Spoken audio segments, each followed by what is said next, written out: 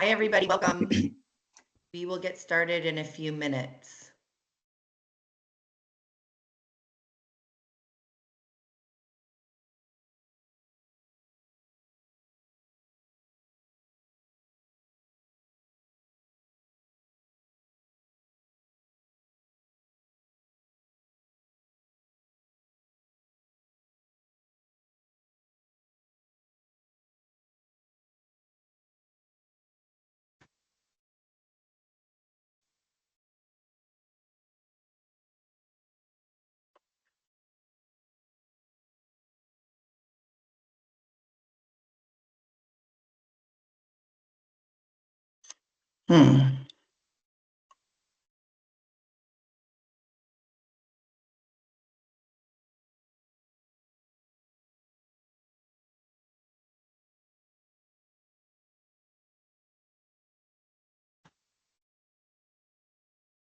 Strange.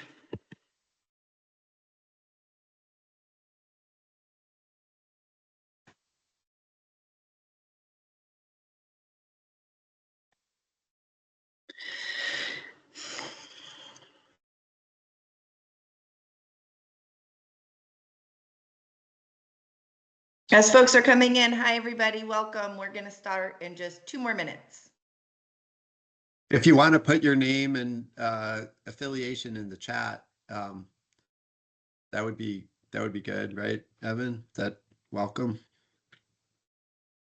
Yes, you can use the chat to put your name and affiliation in. That is definitely welcome. And we'll be using the Q&A for questions. So if you have any questions for the speakers throughout the webinar, that will go in the Q&A. And in the chat, you can put your name and affiliation and if you have any technical issues. Like I'm having right now, I can't seem to share my screen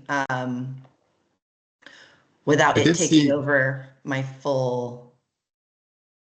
I'm going to try one more. We did see the presentation when you were sharing it, Evan, but I could see it was taking over your whole.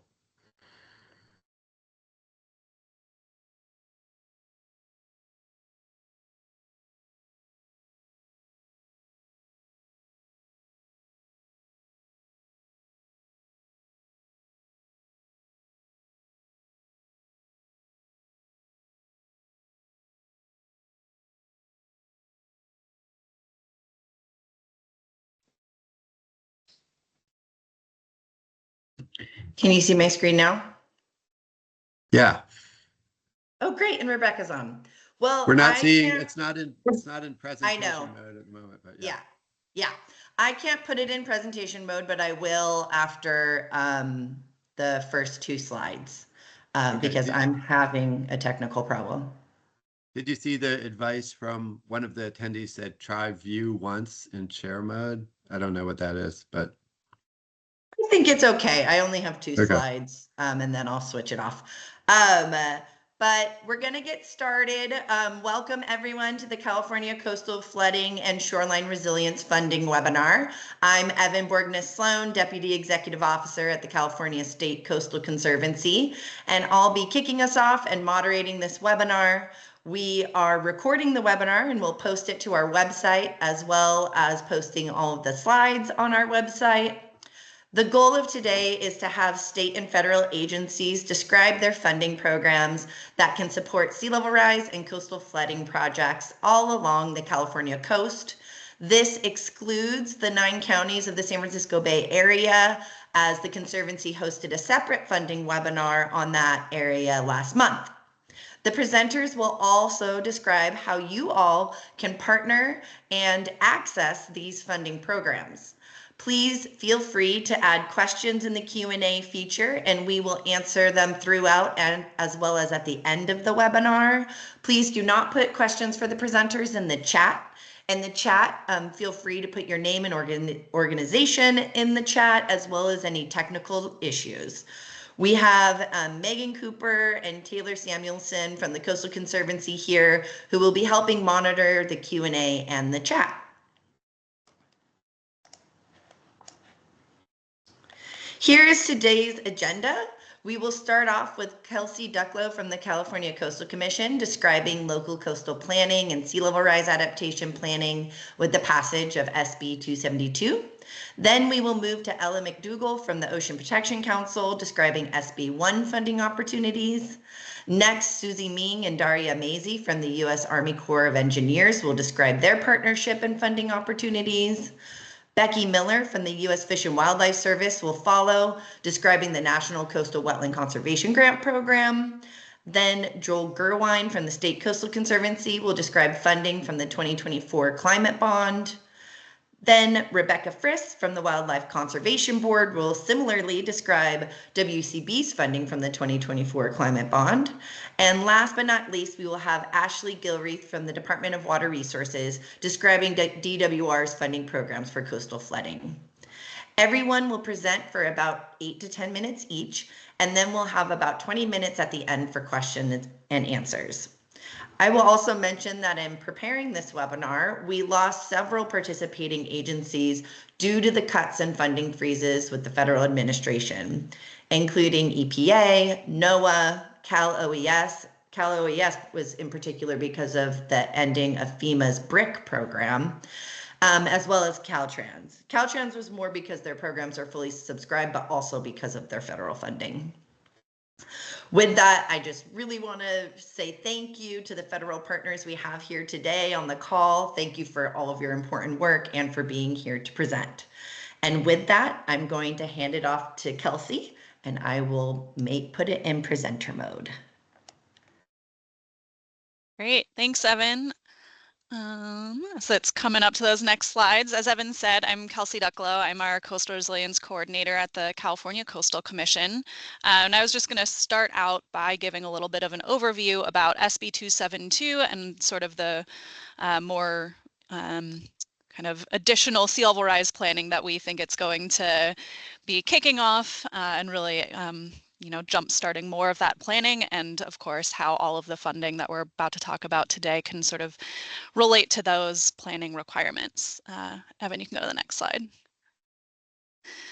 So for those of you who don't know, SB 272 is new legislation to support and really jumpstart more sea level rise adaptation and really implementation of some of that adaptation action.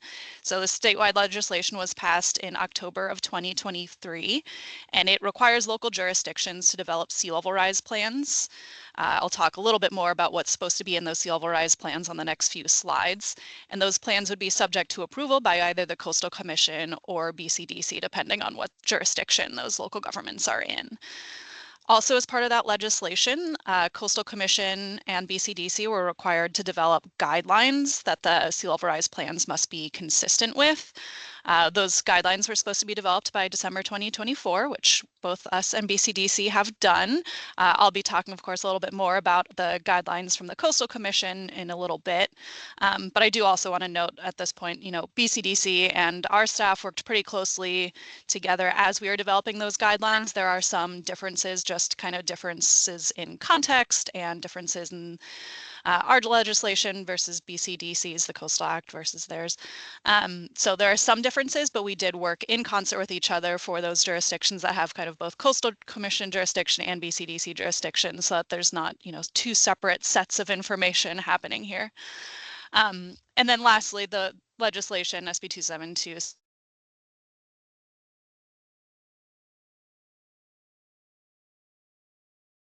Is Kelsey frozen for other people? I'm going to turn my camera off too. Yeah, she's frozen for me too. Shoot. Here, send her a chat. Yeah.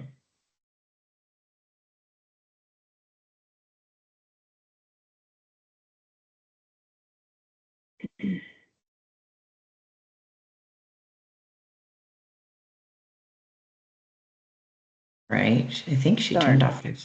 Great. Did she drop off completely? Let me see. I still see her, but Oh, you do?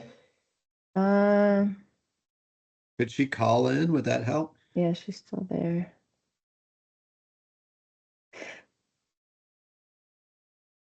Well, we'll give it a minute or two and then we can come back to her and go to the next speaker if we need to.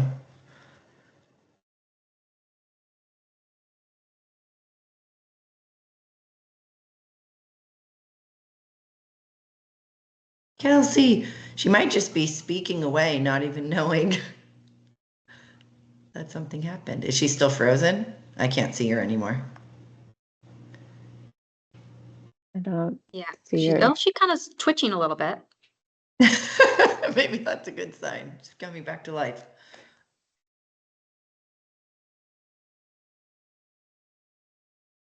Okay.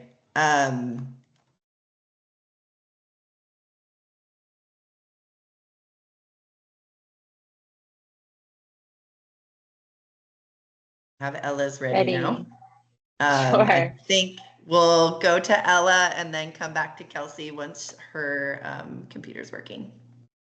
Okay, perfect. Hi, everybody. Good morning. Thanks for having me. Sorry, Kelsey's presentation actually gets a lot of context for some of the work, but I have enough included in here that I think will be good. So my name is Ella McDougall. I'm the Climate Change Program Manager at the California Ocean Protection Council. Slide, please.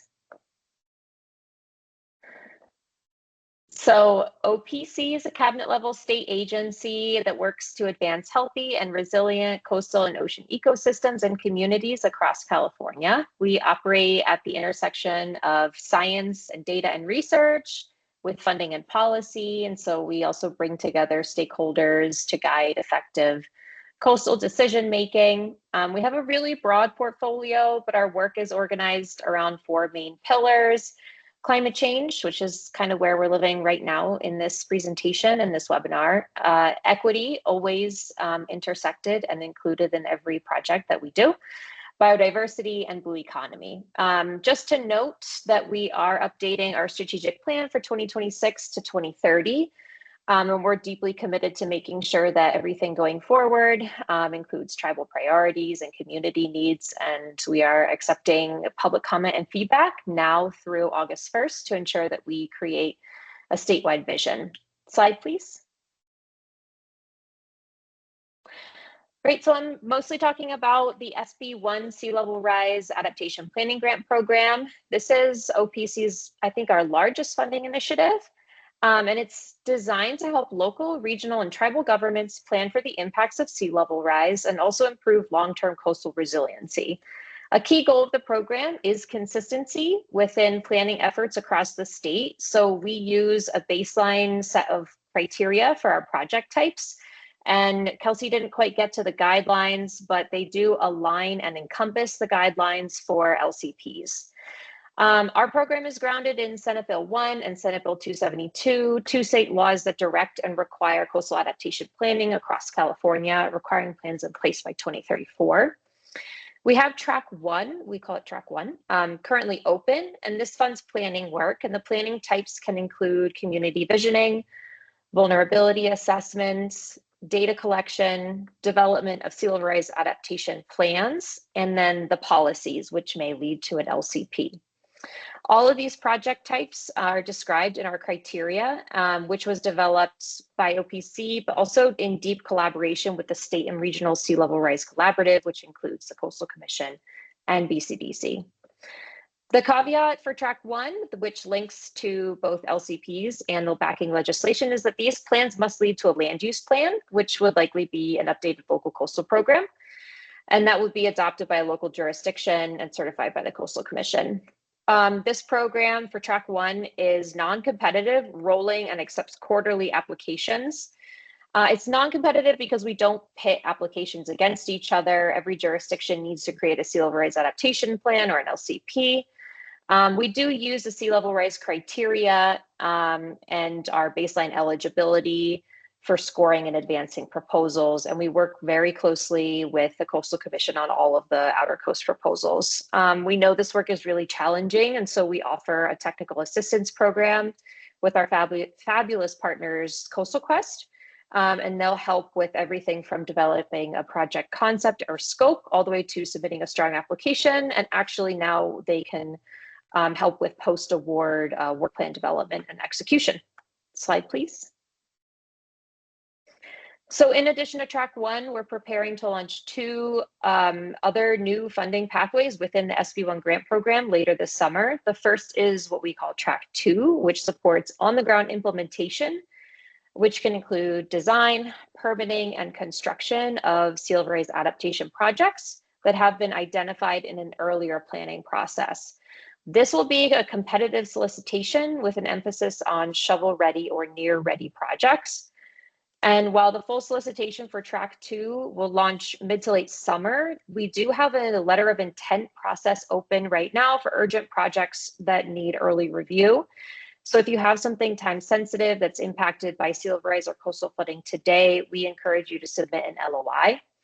An example of a track 2 urgent project that we have funded is the Pillar Point Harbor project, which aims to restore Surfers Beach, which is already flooding and eroding, through the use of clean dredge sand from the nearby harbor. And this will reduce erosion that's caused by harbor infrastructure and breakwaters. And it also will restore nearby eelgrass habitat to support wildlife and protect the shoreline from current and future sea level rise and storms. The second new funding source that we're opening very soon is the Tribal Cultural Resources Funding Solicitation. We're expecting to release it in early July, so in just a few weeks. This funding is specifically designed to support tribes, both federally recognized and non-federally recognized, in addressing impacts of sea level rise on their cultural resources and ancestral lands.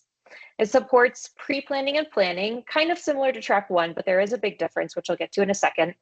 And it can include community visioning, vulnerability assessments, and the development of adaptation strategies or some form of a plan that benefits the tribe and its governance structure. Importantly, this program is really flexible. It does not require land ownership or the development of a land use plan on land that the tribe has purview on, because we know that that's a barrier for planning. And that is the big difference with track 1, is that this tribal solicitation doesn't bind with a land use plan. It can be a flexible or creative adaptation strategy that works for the tribe. It also helps support tribes in offering consultation on adjacent or nearby local and regional land use plans that may include their cultural resources or may impact the lands, their ancestral lands. And this track is non-competitive. Slide, please. That's about it. Thank you so much for your time and attention. All of this is available on our website, which is listed right here, opc.ca.gov/SB1 funding. And then we also have a general SB1 inbox that the whole team monitors. So you can send anything to the OPC-SB1 email. And I also have our TA email, and that team is always standing by to help with some more technical questions or work on an application or proposal. And so that is listed at the bottom of the slide as well. So thank you, and I'm looking forward to questions. Thank you, Ella. And again, we'll do questions throughout using the Q&A and at the end of all of the presenters. Kelsey, were you able to join via phone? No, it's just that my internet had crashed. It should be back and fine. I never have those problems, but fingers crossed. And I will go back to sharing the slides then. Oh, sorry about that.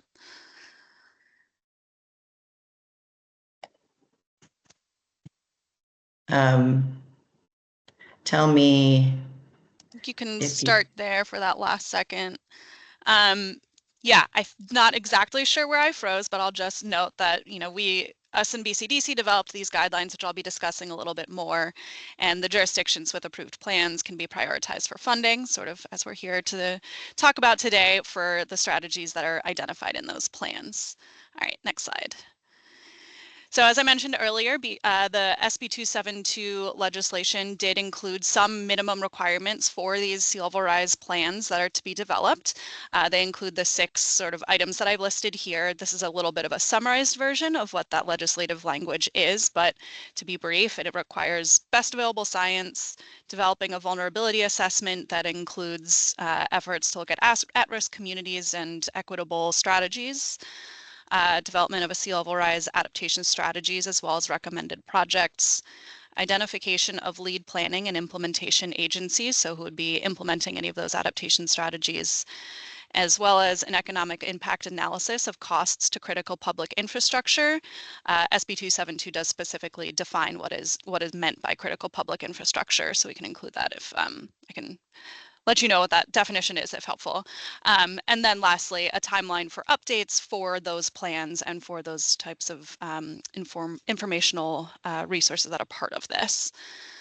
Yeah, so those are the 6 main requirements of SB 272, like I said, but that legislation doesn't really go into more detail about what each of those pieces are. So that is what a lot of the guidance that we included over the last year on how to be consistent with SB 272 entails. So just a reminder, though, before I launch into that, the Coastal Commission has, of course, already been working on sea level rise for a long time. This somewhat goes back to just the basics of the Coastal Act, which in very summarized fashion requires hazard minimization as well as protection of coastal resources. So, you know, Coastal Act does include references to sea level rise now, but even prior to those being added, all along we sort of interpreted the Coastal Act as requiring consideration of hazards like flooding and erosion and those types of hazards that are going to be exacerbated by sea level rise. So there's already a good basis for addressing sea level rise in the Coastal Act. And then the vehicle for implementation of SB 272 is local coastal programs. So those sea level rise plans are supposed to be incorporated into LCPs, which of course are already their own legislatively defined process, and those LCPs have to implement the Coastal Act at the local level. So this isn't really changing the process for LCPs so much as it is adding sort of this new component on how to address sea level rise within LCPs in order to be consistent with SB 272. So we did update our sea level rise guidance this past year. It was adopted in November of 2024 to include more guidance on how to address SB 272. This really builds on the sort of existing framework that we already had in that sea level rise guidance. As I think many of you know, we had initially adopted the guidance back in 2013. It was updated in 2018, and now it's been updated again to incorporate more of this information on SB 272.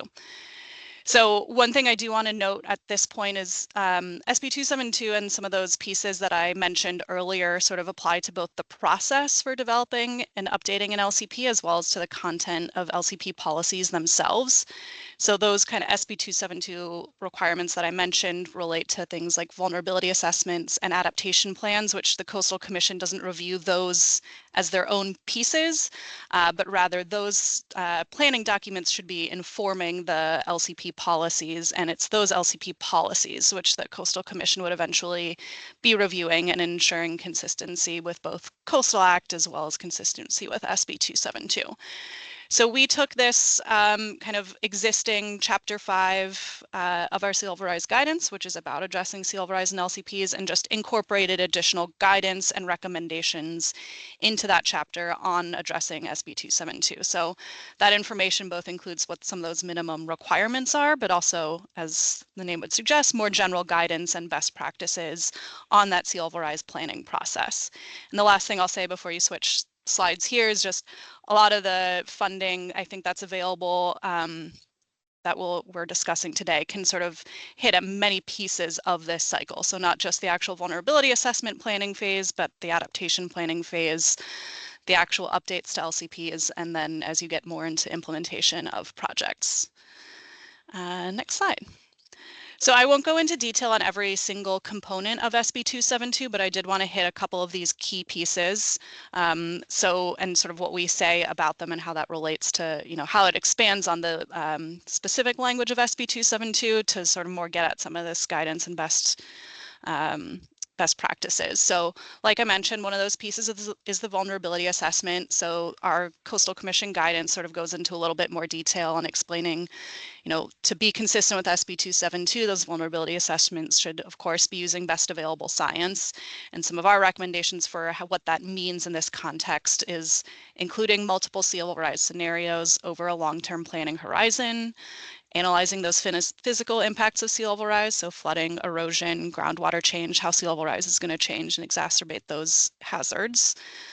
And then in turn, how those hazards will impact coastal resources and development. So all those coastal resources, habitats, beaches, public access areas, agricultural resources, those things that are part of the Coastal Act in which the Coastal Commission and local governments work together to protect.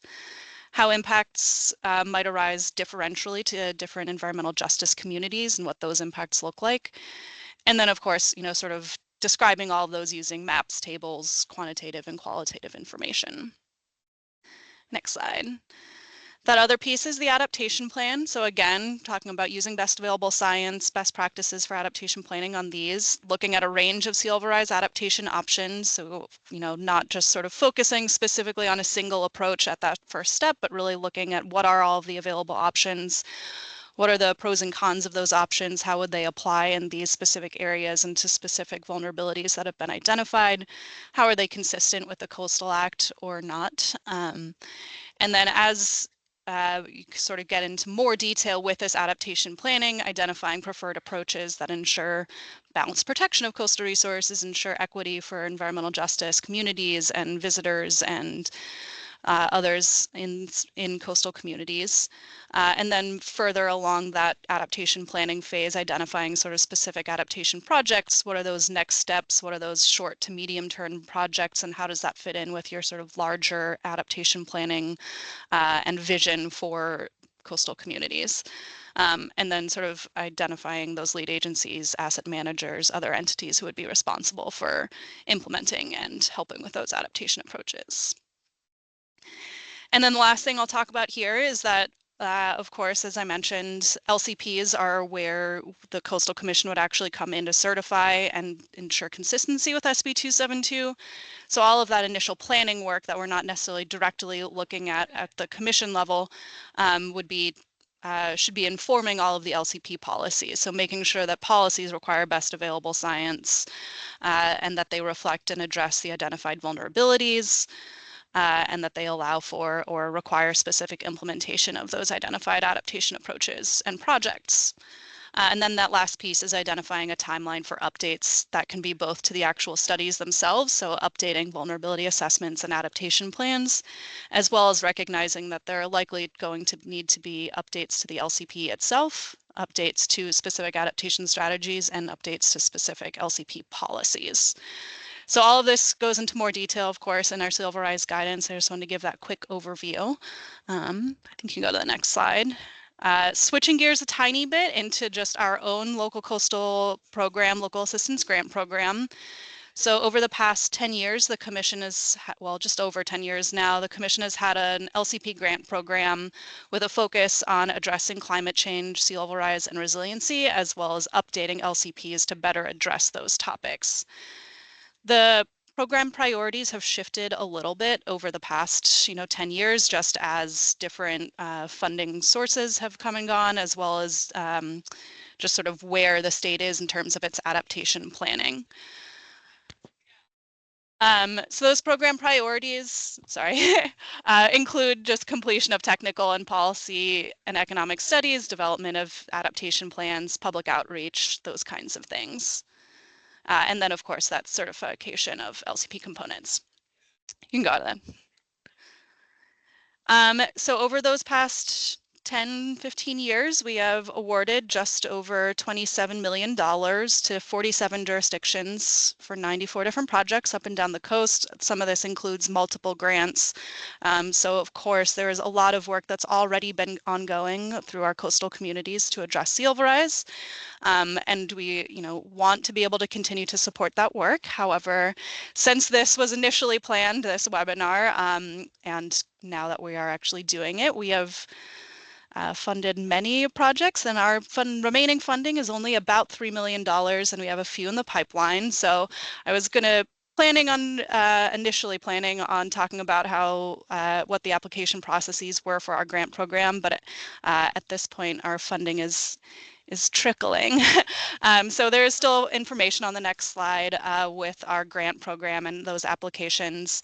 But I also wanted to note, as Ella said, a lot of this type of planning overlaps with OPC's SB1 grants, and we have been working really closely with OPC staff and will continue to do so, just to note that a lot of the same funding can be used for the same type of work. So we're happy that OPC's SB1 grants are still in existence, and we've been able to work with them, and that is probably where we're recommending many folks go to do this kind of LCP update planning work. Thanks. Thank you, Kelsey.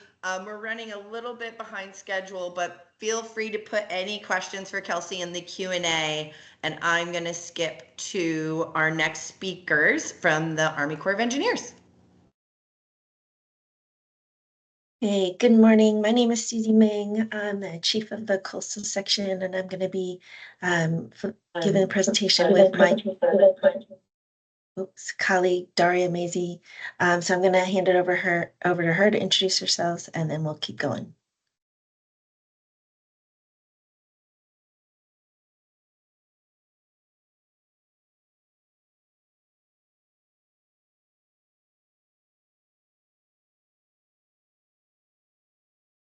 Can folks hear me? Yes, but Yes, you're you have an echoing. echo. Okay, I tried to call in on the phone to avoid the other issues, but now I'm back online. Is this better? Yeah, you're good. Okay, great. Thanks. Hi, I'm Daria Mazie. I'm the Plan Formulation Branch Chief here at the Los Angeles District of the Army Corps of Engineers. So we cover all of Southern California. We also have our colleagues in San Francisco District that cover Northern California. So depending on where your issues are, we can also connect you to folks. Next slide, please. So the Army Corps has a lot of different mission areas focused on our federal objectives listed here, ranging from navigation to flood risk, hurricane and coastal storm risk management, restoration. I'm just going to focus on coastal authorities right now, but we do have other ones that you see here. Next slide. Okay, so we're going to kind of talk about the scalability of the USACE programs. We've got our large and complex congressionally authorized programs. Those are our, they might be, study itself might be anywhere from $3 to $6 million and, hundreds of million to billions of dollars for implementation. But we also have smaller authorities that can be quicker, easier to start and get to construction sooner. So those are our delegated or programmatic authorities. So we'll talk a little bit about those where they relate to coastal. And then we also have technical assistance programs. So they don't involve any construction, it's just assistance, but they can be really helpful. And some of them are up to 100% federally funded. So they're popular and are a good option. Next slide. Okay, so for the large scale studies, they take a while to get started because they need to have a specific authority given by Congress, and then they also need funding given by Congress. And so it's about 5 years from when you initially start the study to get to construction because they're complex. They require more analysis, more early design before we can get an authority to construct or finish design. Next slide. And I'll pass it to Susie, who's going to give some examples of our larger studies that we've done. Yeah, thanks so much. So this one is, it's called San Diego County. It's in Encinitas, Solana Beach. I just wanted to highlight this one. It's a general investigation project.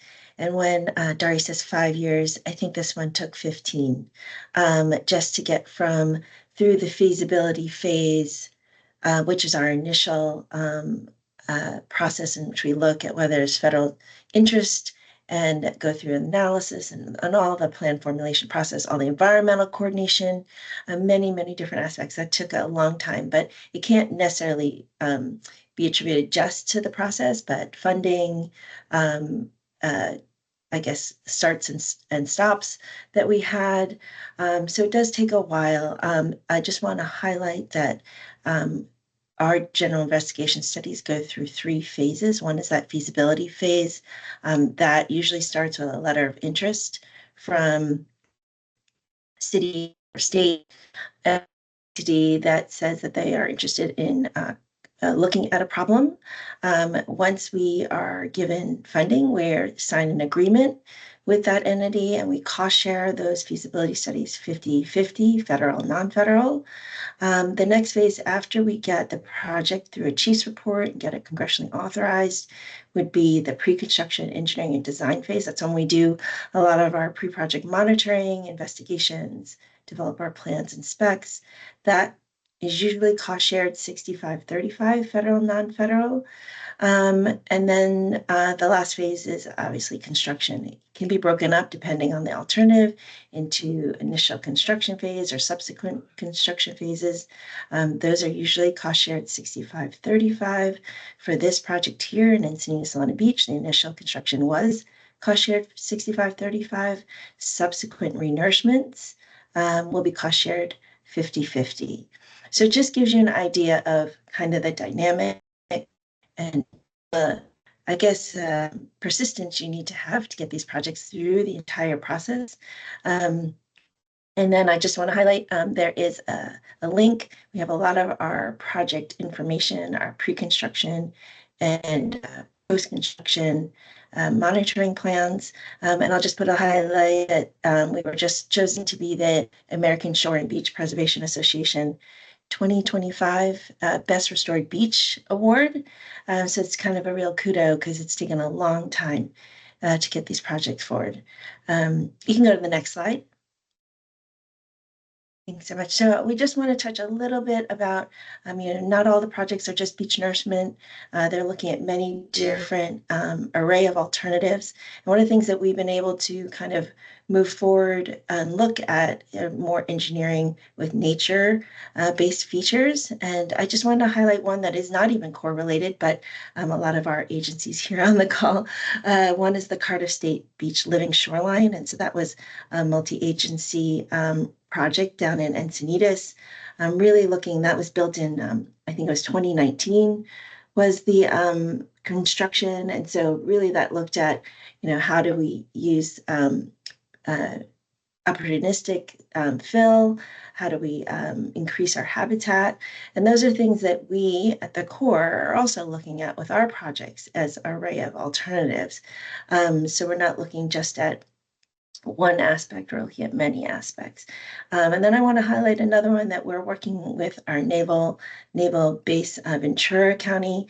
We're looking at a collaboration between the Navy, our Engineering Design Center of the Corps, and ourselves, the LA District, at potentially looking at some marsh mounds to help with their coastal erosion threats and their salt marsh estuary. So it's just one of those things that one's really in the start of that process, but those are some opportunities for the future. And I'll hand it back over to Daria.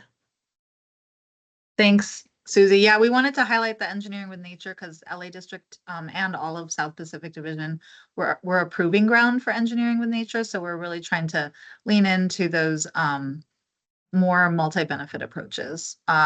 Okay, so I'll take it down to, so Susie was talking big projects. This is kind of the middle, right? The delegated authorities, continuing authorities program. We also have the tribal partnership program. I don't know if we have any tribes on the line, but there are some recent changes to that program that are really phenomenal in terms of agility and what we can accomplish under TPP. So if you know any tribes that have some issues related to these areas of water resources or coastal, we're really expanding upon that program here in LA.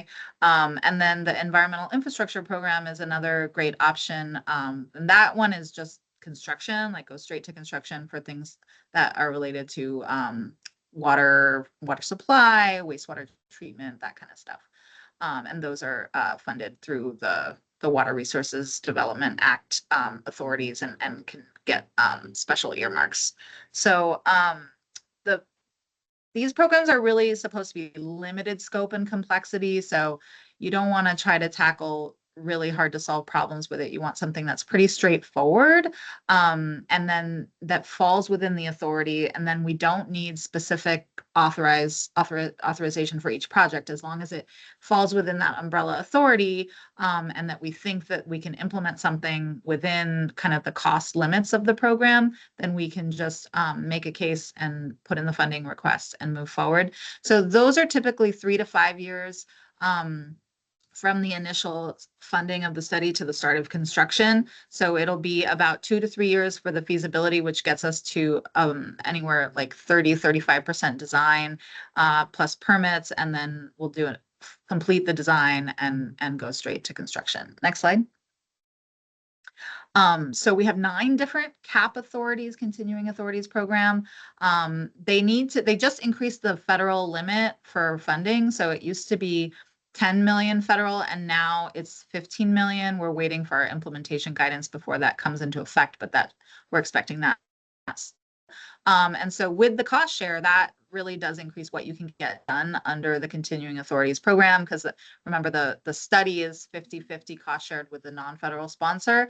And so and then the construction varies by authority, but it's typically 65% federal. So once you add the cost share in, you can get, you know, upwards of 20 million, $25 million projects done under continuing authorities program. It's a shorter planning process. We have fewer milestone requirements. The approval authority is delegated to the region instead of nationally. So it's a little bit less process, and it's really focused on turning dirt, shovels in the ground, let's build something. And the first $100,000 is federally funded. So you don't have to cost share until we've kind of established that we think that this is doable within CAP. Next slide. So I just highlighted here the teal ones are the really coastal focused authorities. Oh, it's missing a box. Maybe if you click again, does it add another box? Okay, sorry, I screwed this one up a little bit, but really 103 is the big coastal one. So that's hurricane and storm damage reduction. So that's the second one listed that doesn't have a box. That's the big one. There's also navigation improvements for small like harbors, things like that. If you have like turning basin issues and small harbors, that could be a good authority. 204, also not highlighted here. Sorry about that. Beneficial use of dredge material. So this is a cool one where if you have a navigation project or a dredging project that is not set to beneficially reuse as efficiently or optimally as possible, 204 can pay the added increment to do that beneficial reuse, to take the material further. You just have to justify it, show what additional benefits you're going to get. So that's an interesting one. And then we can also do restoration, and you can do coastal restoration. So dune restoration, seagrass, that kind of stuff. We haven't used 206 for coastal very much, but I would love to see more of that. So, and then if you have an existing project that you want to add environmental benefits to, if it's a core project, 1135 is a good option for that. Next slide. So this is an example of a CAP 103 project that I was the planner on in South San Francisco. It's a wastewater treatment plant just adjacent to SFO Airport. It services a large service area that you'll see on the next slide. And it's highly, highly vulnerable to coastal flooding, especially in the future with sea level rise. So if you go to the next slide, this is kind of the current 1% annual exceedance probability floodplain at base year 2023. Go to the next slide, please. This is 50 years later. So the plant was like, we got to get ahead of this. We can't let that happen. We have a lot of underground infrastructure that if it gets wet, we'll shut it down. And you could have pumps breaking and the sewage, raw sewage effluent, like coming up, bubbling up in people's basements and manholes. So they were like, that's a disaster we really want to avoid.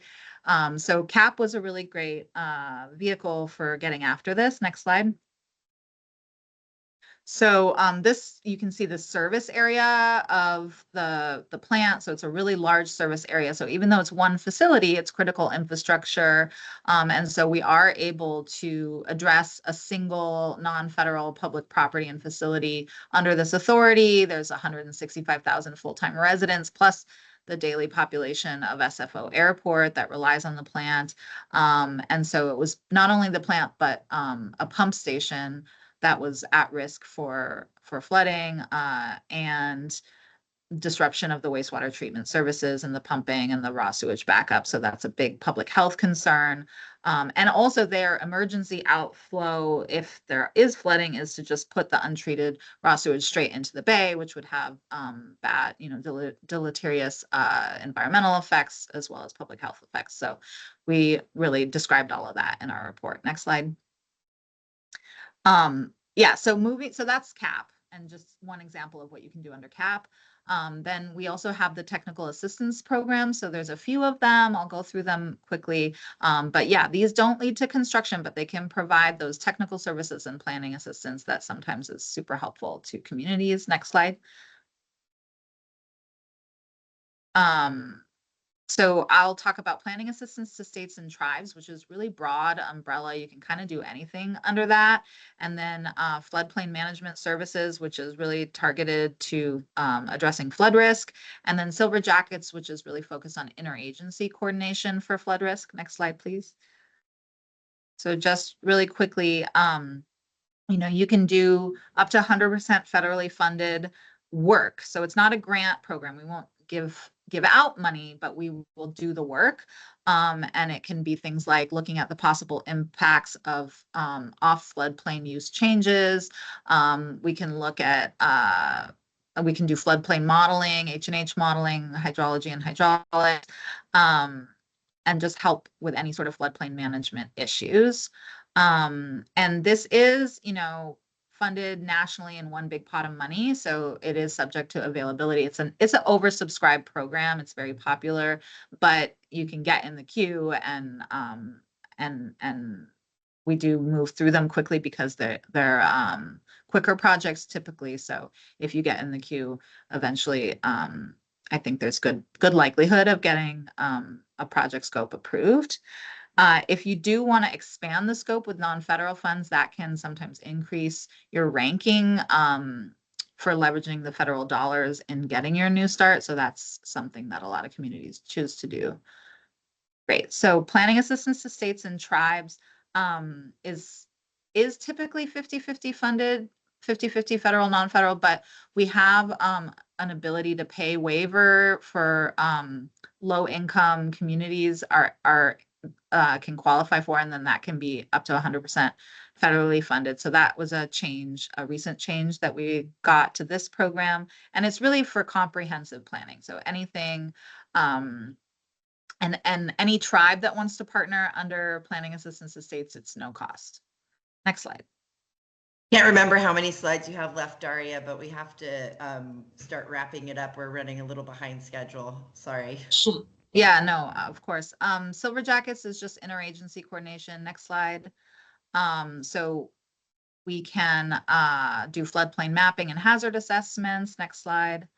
We can do studies and watershed assessments. We can develop partnerships and do community outreach. Next slide. We can do emergency action planning and tabletops. Next slide. So these are some examples of some tabletop scenarios where we went through a faux emergency scenario and then figured out what worked and what didn't, and updated emergency action plans. Next slide. And then education and outreach. Next slide. And here's our contact info. And if you're in Northern California, connect you with our colleagues there. But yeah, thanks for having us. Sorry to go over. Thank you so much, Daria and Susie. I really appreciate it. And we are moving on to Becky with the U.S. Fish and Wildlife Service. Thank you, Evan, for having me. Next slide.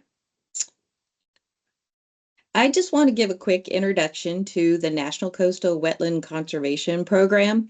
It's better known as NCWC. And so I'm going to use that because it's a lot faster to say that. I'm the regional manager for the program here in the Pacific Southwest region of the Fish and Wildlife Service. So we cover California and Nevada, but since Nevada doesn't have any coastal wetlands at this time, I'm just going to talk about California.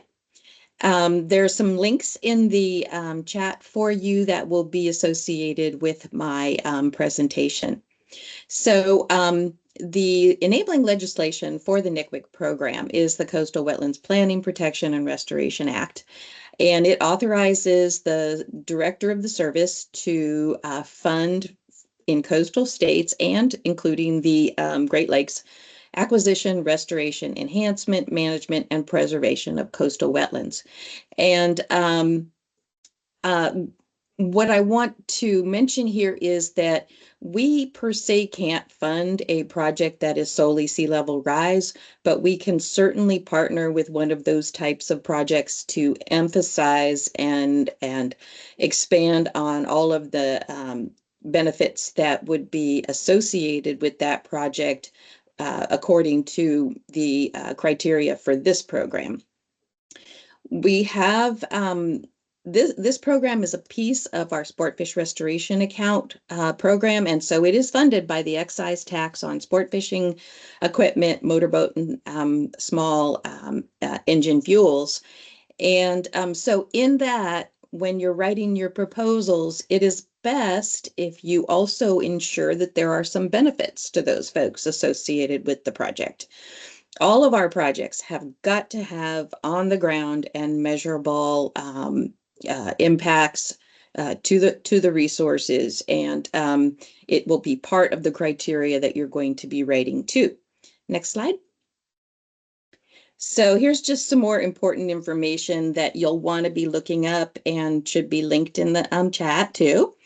This is the whole program has regulations in 50 CFR 84 that do contain all of the ranking criteria that we use in ranking your projects.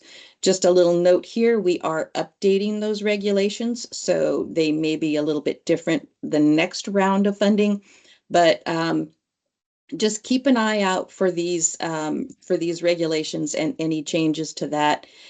Or you can reach out to me or my staff and we can talk you through what changes we see coming forward.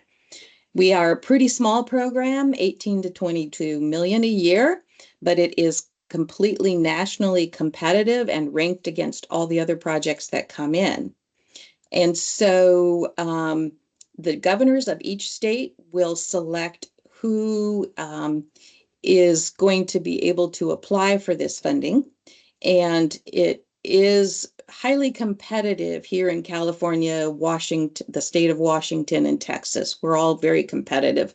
So you got to write a pretty solid proposal following the criteria that I'll get to in the next slide. There is a 25% match required minimum. You can get higher than that, and then you will get additional points in the ranking.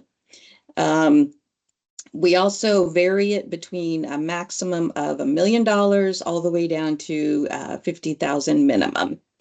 And you can, again, as I said, incorporate sea level rise. However, you're going to need to meet all the other criteria. Next slide. There's an annual NOFO that comes out, and so you'll want to check that out at grants.gov. This year's is almost closed. The proposals are due in, I want to say, like 2 weeks. So you probably won't have any time to do anything for this year, but certainly you could consider doing something for next year. And as of right now, the 13 ranking criteria, I'm just putting them here, and it's pretty small. Oh, yes, it is July 18th. So yes, so month. Yes, you do have more time this year. We were late. I'm sorry. Thank you. Thank you, Joel. Woo. Okay. You're putting one in, I guess, huh? And I do want to mention, reach out to Joel Gerwine if you have a good proposal, because he is one of our top competitors nationwide for all of these proposals, applications coming out of California. So, so the criteria here that I want to emphasize is the acres of wetlands that are going to be protected, conserved, enhanced, restored. You've got to focus your project on how many acres you're going to restore or whatever. And you want to get as close to 50% as you can in order to get the maximum points on that criteria. We don't have maritime forests here, so don't need to worry about that. Long-term conservation, your projects have to have a life of greater than 20 years. And I would imagine that you're designing sea level rise projects, you want them to have a lifetime greater than 20 years. That is the minimum. You wouldn't qualify if you can't meet that. And then we also need to have benefits to threatened and endangered species, species of concern, fish and birds. We do want you to mention the game fish, because the sports anglers that are funding these projects do like to have additional fish out there. And you'll want to talk about how you're preventing, reducing contamination with your projects, how this is a catalyst for future conservation efforts. And then down in here at criteria 10 and 11, this is about partners and additional funding. So you'll want to have at least 4 partners that are contributing some sort of funding, either cash or in kind, to your project in order to maximize points under this criteria. And then for criterion 11, if you can come in with 50% match, you will get the maximum 5 points. If you only come in with 25%, which is the minimum, you will get no additional points. We do like to see projects that have educational and recreational benefits, but you need to be really clear on those in the proposal and how many people it's going to provide those benefits to. And then the criterion of 13 is the other factors, and this would be the best place to emphasize your links to your sea level rise project. Also, we like to see things in here such as your connections to tribal entities and to other resources that are unique to that project area. Are you protecting a historic site of some kind? Those types of things are really good to include in this criterion 13. Next slide. So real quick, the California eligible agencies. And quite a few of them are going to follow me today. So here's the list, but you'll notice on here the California Resources Agency departments are on here. So that does include parks, Department of Water Resources, and all those folks too. So it's really more than 7. But what I do want to emphasize here is that if you're not one of these agencies, you cannot apply directly. So you will need to partner with one of these agencies who will need to be the applicant for you, and then you would need to be a subrecipient. And that would then, all of the federal regulations that apply to subrecipients would then apply to you as well. And then these pictures here, one of them is the Bolinas Way project, where we're taking out this road and releasing the creeks to provide more habitat for steelhead and salmonids. We've also got some projects here on, I think it's White Slough up in Arcata area. And then this is a dune project. Boy, I can't even think of where this one is. I know it's a dune project. I was out there. But anyways, next slide, please. So the annual timeline, this is approximate. As Joel mentioned, we're a little late this year. The NOFO was a little later this year. So generally, January, February, the NOFO posts, and that is posted in grants.gov. Late in May, we can start offering pre-review of the applications. I know Coastal Conservancy does a pre-application process, so you'll want to watch for their timelines if you do intend to apply through Coastal Conservancy. And then August or so, after we get the applications in, June or July, we do an eligibility review. That they're eligible under the NOFO. And then we get into the solid ranking in September, October, with the October ranking meeting at the national level. I think it's in Rhode Island this year, something like that, or maybe that was last year. So then October through December, the recommendations are developed and then move forward to the Fish and Wildlife Service Director for their approval. And then January, February, the public announcement comes out, and then we can start working solidly on your project. What I do want to mention here is that In most cases, if you are a construction project, the money will not be immediately available because we have to have full compliance completed in order to release your $1 million or however much you have requested. So that's, and then I would suggest that if you are putting a project together and it is a construction related type project, that you put a life on that project of 3 to 5 years on the off chance that there are delays in the compliance process and compliance and permitting process. So I'll be available for any questions after this, and thank you for your attention. Thank you, Becky. And just a reminder for our remaining speakers, we're really behind schedule. So, you know, we had allotted about 10 more minutes for presentations, but we have 3 more presentations. So obviously we won't get through them in 10 minutes, but only 30 minutes left of the webinar. So try your best to provide the important information, but keep it concise. Thank you. Okay, I'll jump in. I'll be talking about Conservancy funding through the 2024 Climate Bond for projects that advance sea level rise adaptation, mitigate coastal flooding, and enhance coastal resilience to climate change. There's more info about our funding programs on our website. The website address will be on the resources slide at the end of the presentation. Next slide. The Conservancy will receive almost $950 million through the Climate Bond. This money is broken into several different program areas, with the largest pots for sea level rise adaptation and coastal flooding and for coastal resilience. The other pots are for specific geographies or programs. The Climate Bond will fund similar work to what we've been doing over the past few years with the General Fund Coastal Resilience Funding, and it will continue to support our goals and objectives identified in our strategic plan, which is on our website. The focus of the Climate Bond is climate resilience and meaningful benefits to vulnerable communities. There's a requirement that 40% of Climate Bond funds must directly benefit disadvantaged communities and vulnerable populations, and 10% needs to benefit severely disadvantaged communities. So that means that projects that address climate change and also benefit disadvantaged communities will be our priorities for funding. Next slide. Let's talk about the $350 million for coastal flood management. This funding will support coastal and combined coastal and river flood management projects.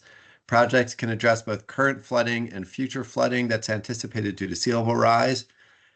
This funding is specific for projects located within developed shoreline areas. That includes areas with critical community infrastructure, such as transportation and port infrastructure.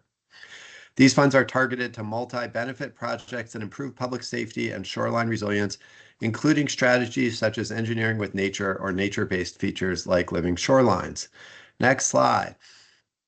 A couple examples of projects that would be a fit for this coastal flooding funding. First, the Seacliff State Beach Living Shoreline Planning Project in Santa Cruz. This was a grant to state parks to respond to ongoing threats from coastal erosion and sea level rise that were endangering both natural habitat and public infrastructure. The project includes robust community engagement, design, and permitting to restore about 4.5 acres of dune habitat that will enhance resilience of areas of the campground and the beach. So this project had a nature-based approach and provides multiple benefits, restoring habitat and protecting a popular recreational area campground that provides an affordable way for the public to enjoy the coast. Second project featured here is the San Diego Bayshore Bikeway Resiliency Project, which will retrofit a 1.2-mile segment of the Bayshore Bikeway, creating a living levee that provides multi-benefit community flood protection and ecosystem resilience in Imperial Beach.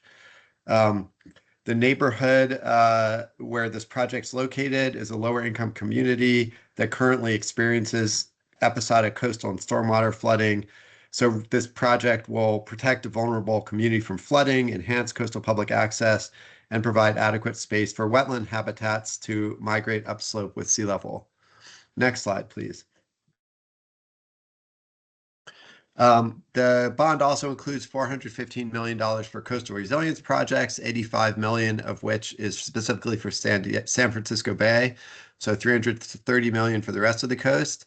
These funds can be used for a much broader set of activities compared to the coastal flooding funds.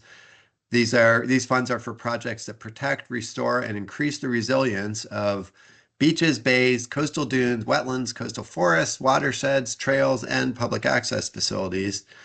So the projects that can be funded include projects to adapt to climate change and sea level rise, projects to protect coastal lands and restore habitats, natural and nature-based projects to minimize coastal flooding, erosion, and runoff, trail projects, and lower cost coastal accommodations projects. Next slide. A couple examples of these types of projects that we could fund with coastal resilience monies.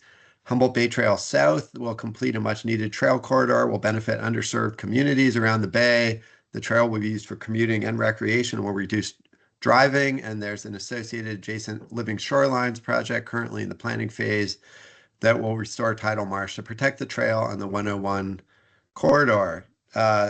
Shout out, project's almost complete, and there's a celebration planned for a week from Saturday around Humboldt Bay, so be there for that. The Surfers Point project is a sea level rise adaptation project that relocates existing infrastructure landward and restores beach dune habitat in Ventura. The City of Ventura's project involves removal of all existing improvements seaward of the public road, including a damaged bike path and eroded public parking lot, relocation of the path and parking areas, installation of a buried cobble berm to provide protection from erosion, and restoration of the retreat zone with sandy beach and sand dunes. So again, you've got habitat, you've got sea level rise adaptation, you've got recreational benefits, infrastructure benefits. Next slide, please. Our project selection criteria are shown on this slide. You can see we'll continue funding projects that include tribal engagement and community engagement, that are cost effective and sustainable, and that deliver multiple benefits. Next slide. A little bit about our application process. First, we accept applications continuously, and we're now accepting applications for climate bond funds. So you can submit an application at any time, and you don't need to wait for requests for proposals. Next, the application is a two-step process. The first step is to submit a brief pre-app to share summary info about the project. We'll review this and determine eligibility and funding availability. And then we'll either invite a full application, ask for more info, or tell you that your project's not a good fit for our priorities or our available funds. If you are invited to submit a full app, you can do this on your own timeline. There's no deadline, but the sooner you get it in, the sooner we can consider the project for funding. Once we do get your full application, we'll review it and again, either recommend it to our board for funding, ask for more info, or tell you it isn't a high enough priority for available funds. If needed, you can request technical assistance from our staff before you submit a pre-app or anywhere in the process. And then the Conservancy Board is going to be the final step in approving grant funding for a project. I did run through this fast, but we have a lot of resources on our website about our application process and about managing a Conservancy grant, including a grant application guide, the pre-app and full app templates, a technical assistance webpage, which has links to lots of resources like webinars on how to write a successful application. Probably this webinar will be posted there, I'm guessing. Info you'll need on how to manage your grant if you receive one, and much more. We have a grantee manual on our website with detailed info about how our grants work. And the regional managers whose emails are here or our staff are available to give one-on-one technical assistance throughout the application process. So that's my whirlwind presentation. Happy to answer questions at the end. Thank you so much, Joel. Next, we're moving to Rebecca Friss from the Wildlife Conservation Board. Hello, thanks so much for having me. My name is Rebecca Friss. I'm a Deputy Executive Director at WCB, also talking about what we have in the climate bond, and I'll focus a little bit more on the climate resilience side of that. So I'll quickly just tell you who we are, what we do, and how to access our money as well. So next slide, please. So what we do, Wildlife Conservation Board is an entity under the Natural Resources Agency. We also work really closely with the Department of Fish and Wildlife, but we work statewide. And along the coast, we're doing all sorts of wetland restoration, dune restoration, anything river and floodplains. Also focus our work with tribes and underserved communities and do public access as well as acquisition. Next slide, please. So the key to finding out our priorities and how we'll be implementing our Prop 4 is to look at our draft strategic plan. which has its goals here. We're in the middle of updating this for 25 to 30, and it's been drafted. There's been a public comment period, and it should be going to our August meeting for final approval. But of course, we're all things fish and wildlife, about protecting biodiversity, the climate resilience aspect, and access to nature. Next slide, please. So for Prop 4, overall, we are going to receive about $1 billion, like 1.02 billion of Prop 4. So this shows just the proposed allocation that we might get this year. So, you know, there's a $10 billion bond, but that will be parsed out year by year to the entities that are implementing Prop 4. So for us, the two things highlighted here are probably the best call for what we can do along the coast, and that is 175 million we may receive for fish and wildlife and biodiversity, as well as some money for stream flow. And then we also have some other categories. So we have to see what happens with the budget before we can really implement this. So we'll keep that in our minds as we try to move forward. Next slide, please. So don't need to spend a lot of time at this because our process is very similar to coastals. So we have the open process, we have the two-step process, we approve projects at 4 board meetings per year.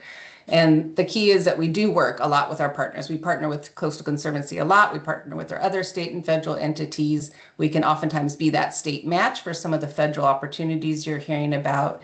And we also just encourage you to give us a call because we provide the technical assistance to talk about, you know, what projects fit our funding the best, how to develop the best full application, and how to get that into our system for potential funding at one of our board meetings. So this, you could go to our webpage as well. We did a full webinar on all of our Prop 4 resources. So if you want to hear more about how WCB is implementing Prop 4, please go to our website.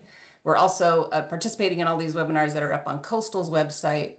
So do just encourage you to give us a shout out, and we'd be excited and happy to work with you on some really neat projects.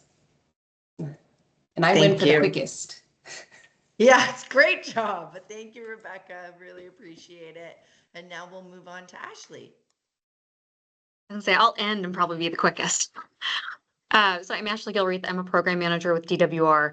I'm also mostly going to be talking about Prop 4 since we don't have a lot of available funding in other programs right now, which is just going to be a very high level overview of just stuff to kind of keep an eye out coming out the door from us. Next slide. So right off the bat, we have a grants and loans page. We have a lot of different grant programs just because the nature of what we fund is so different. We fund everything from, you know, meters to restoration projects to groundwater recharge and dam safety, a little bit of everything. So do look at our grants and loans page, and it lists all our existing programs. You can see past programs. It's also where you're going to find new programs popping up from Prop 4. We do have a single program open right now. It's our Riverine Stewardship Program, which isn't quite a fit for the topic of this webinar, but I thought I'd mention it because I think a lot of the folks on the call are probably interested in similar kinds of projects. And next slide. And next slide from this. The other place you can look for us, just like everybody else, is the grants portal. You're going to start to see forecasted grants popping up there for Prop 4 as we do start getting money rolling in the door come July 1, hopefully, and starting to plan out and post things. And next slide. So this is an example just of, just an example of what's going to pop up under our name right now. So like I said, we only have the one active program at the moment, but you will start seeing more come up for us soon. And next slide. So this is a basic overview of the funding pots that are coming out of Prop 4 for DWR. A caveat, these aren't all grant programs. These are the total amount with that section item. So it's not necessarily going to be the amount you see in a solicitation, but I think it gives you a flavor of the kinds of things that Prop 4 is going to fund through DWR. We also have some fairly large pots coming down for flood management, dam safety, the Salton Sea, things like that you won't see our name next to in Prop 4, but are going to run through us because those are just kind of our areas of responsibility. With that said, flood sounds like it's a really good match for the purpose of this call, but most of our flood programs are not open solicitations. So often those programs are aimed at specific areas of California, or it's us carrying California's cost share for projects that we're doing with federal agencies. So they're not necessarily an open solicitation that you could apply for. The stuff on this list that's going to be the best match for the folks on this call is probably going to be more your sustainable groundwater and that watershed climate resilience pot. So we already have a number of projects related to sea level rise as it impacts groundwater. Those do run through your groundwater sustainability agencies. So if you're not familiar with what I'm talking about, feel free to email me at the end and I'll give you a little more information. But I don't want to take up too much of this call on it. And then same for the watershed climate resilience. That is a pot of money that is very specifically aimed at climate change. So sea level rise is going to fit right in there. There are a number of other programs, like I said, listed here. You might have interest in them for another reason. You might have a connection to your projects more related to flood issues on this call. It's just something to be aware of. And next slide. So I did want to touch just real quickly on a couple of priorities in Prop 4, just so you can kind of get an idea of if projects you're thinking of are going to be a good fit. None of our solicitations have been released yet. Nobody's written anything yet. That's all coming in the future. So I can't tell you a lot about individual program priorities, but there are a couple things called out in Prop 4 that you're going to see in all of our programs because they're required. There is a huge amount of money required to go to vulnerable populations or disadvantaged communities.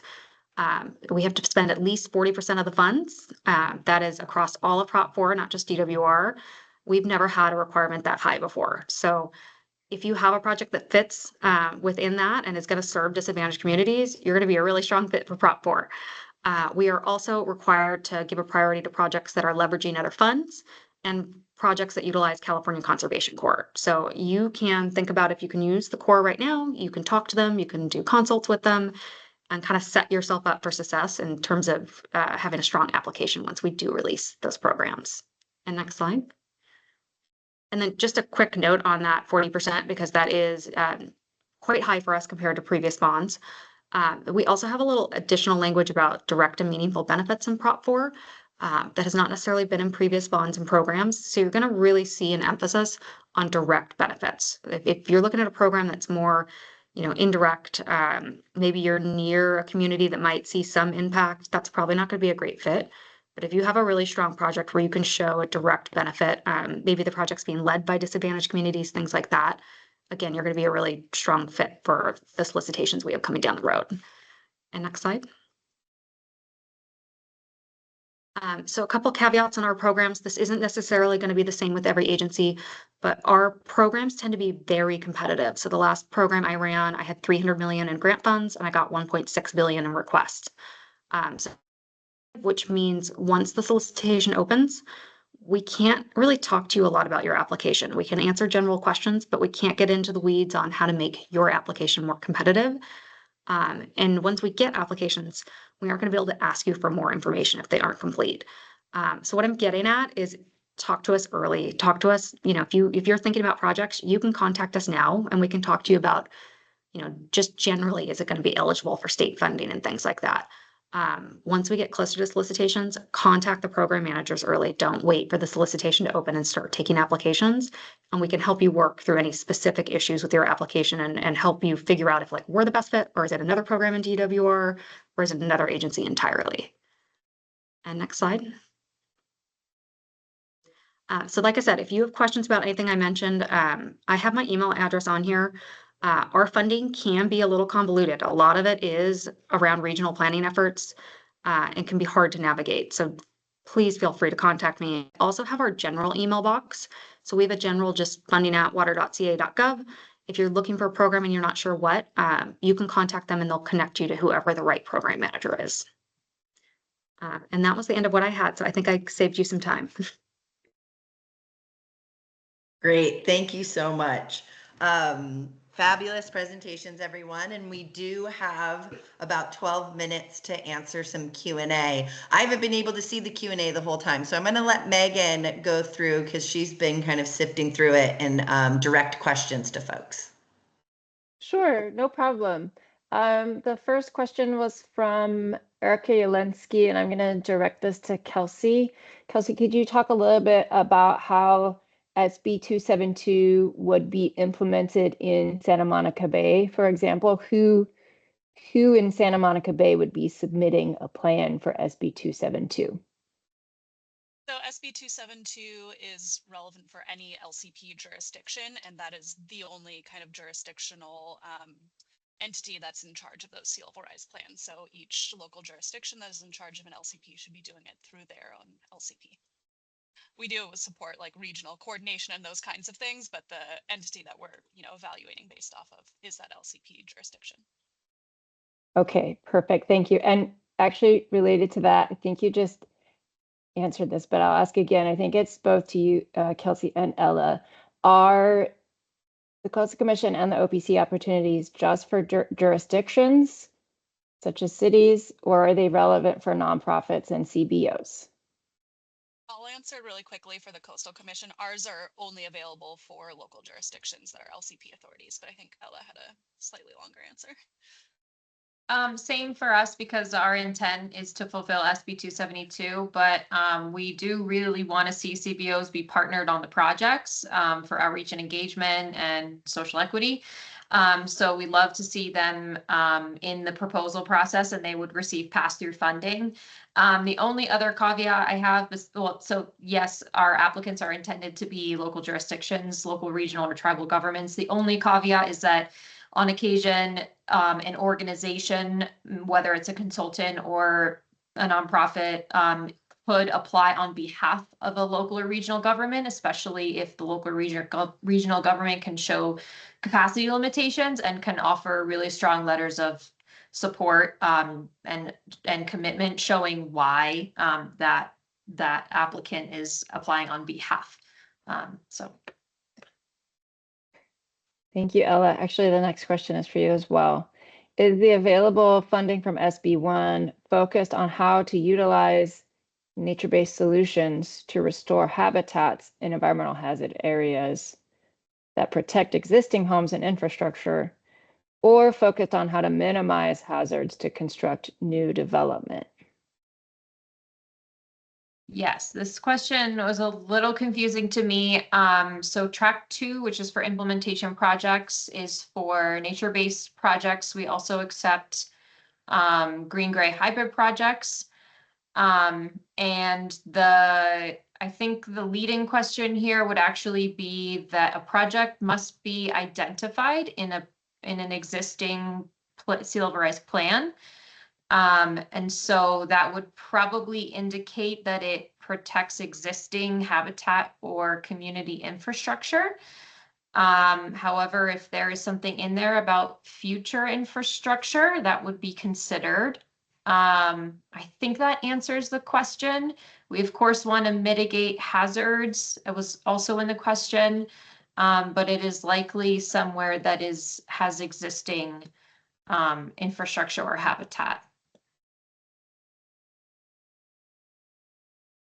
That sounds like a good answer to me. Thanks.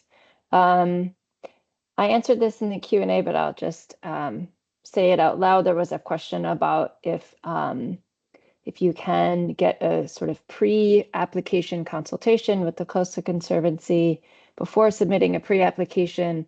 The answer to that is yes, absolutely. And that's the same answer for WCB and probably all the other funding agencies as well. You can go straight to a pre-application, but you can also reach out and we can chat on the phone before that if you like. Okay, the next question is for DWR, Ashley. You may have said this.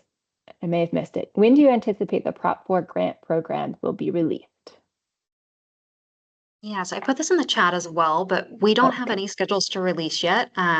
Like many agencies, we're still waiting to see if the legislature does approve a trailer bill that would let us do guidelines versus regulations. It's expected that'll likely pass, but if we had to do regulations, it just would be a totally different timeline. So until we know that, we're not going to start. We don't want to tell people something and then it ends up being quite a bit different because of that. Okay, great. Thank you so much. There was one question in the chat about the Conservancy funding rolling out, which is similar to WCB. The Prop 4 funding is going to be rolling out over the next 10 years or so. And Evan, I'm not seeing any more questions in the Q&A or the chat at the moment. Great. Wow, I was so concerned that we weren't having enough time, and we might end with 6 minutes to spare unless a question comes in. Not seeing any. I'll thank you all for joining us. Feel free to reach out. We will be posting this recording on our website as well as the slides so you can see everyone's contact information. And thank you to our speakers. Bye, everyone.